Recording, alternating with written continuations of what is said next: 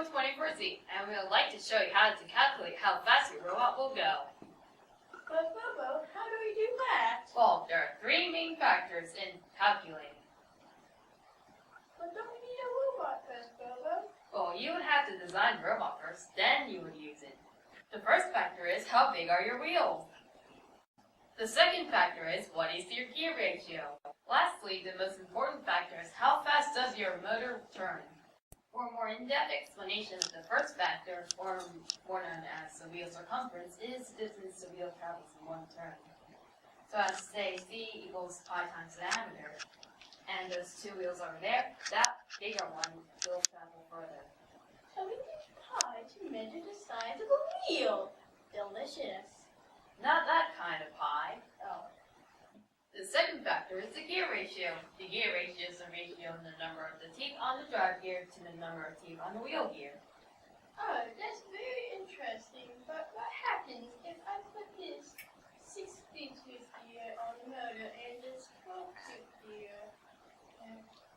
When you do such a thing like that, then the speed will go up, but the torque will go down. So as to say, you have a 1 to 5 gear ratio.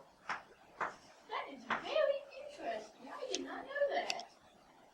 The final factor is motor speed. However, the only motor sold by Vex right now is the 393 motor, which turns at 100 rotations per minute.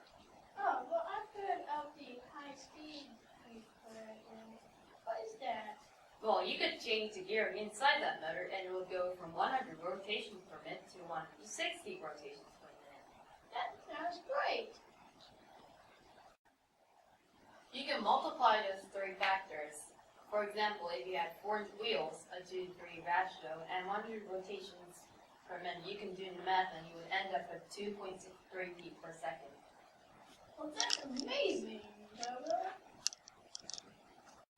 Well, I guess we're done, so thank you so much for watching. We're not done yet. We're not? You have to test it.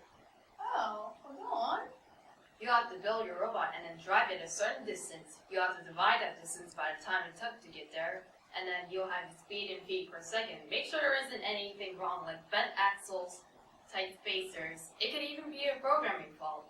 Well, we have to wrap this up real quick now.